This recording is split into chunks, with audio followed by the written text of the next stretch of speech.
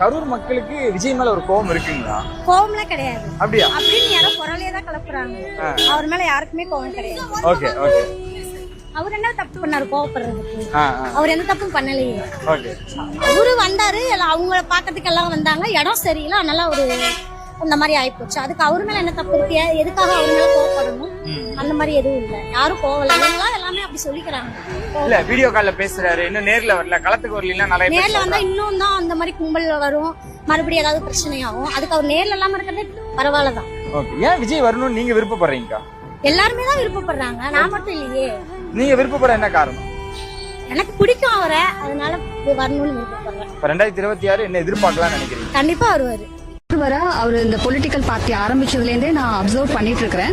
ஏன் அப்படின்னா ஏற்கனவே ஒரு நல்ல பேர் அவர் வாங்கியிருக்காரு, ஒரு committed person, hard worker, dedicated person. அதனால அந்த பொலிட்டிக்கல் ஜேர்னியை நான் ரொம்ப நாளா அப்சர்வ் பண்ணிட்டு இருக்கேன். இந்த ஒரு ஷார்ட் பீரியட்லயே அவருடைய வளர்ச்சியை பார்க்க முடியுது. எதனால அந்த வளர்ச்சி அப்படின்னு சொல்றேன்னா, ஆரம்ப கட்டத்துல இவர் ஒரு நடிகர் அப்படின்னு சொல்லிட்டு இருந்தாங்க. பட் இப்போ அதெல்லாம் அவர் உடைச்சி அவருடைய செயல் மூலமா இந்த கல்வி விருது மூலம் அவர் வெளிப்படுத்திட்டு இருக்காரு. இன்னொன்னு நம்மை நம்பி அவர் களத்துல வந்திருக்காரு அப்படின்னு சொல்லி, விஜய் நான் வந்திருக்காரு, நம்ம சப்போர்ட் பண்ணணும் அப்படின்னு சில பேர் பேசுறத நான் கேட்பேன்.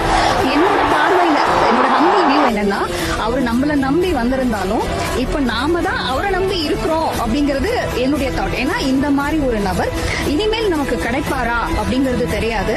அதனால உண்மையில் சொல்ல போனா நாம தான் அவரை டிபெண்ட் பண்ணிருக்கிறோம். எங்களோட சாய்ஸை நம்ம விட்டுடக்கூடாது அப்படிங்கிறது என்னுடைய தாட். இன்னொன்று அவர் எல்லாமே டெமான்ஸ்ட்ரேட் பண்ணி காட்டுறாரு.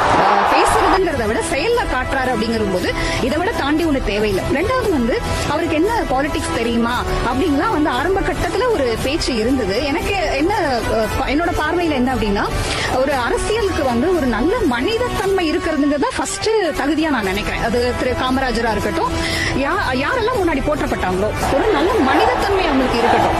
அதுதான் ஃபர்ஸ்ட் பேசிக். அது அவர்கிட்ட இருக்காங்க, நிறையவே இருக்கு அப்படிங்கிறது தெரியுது.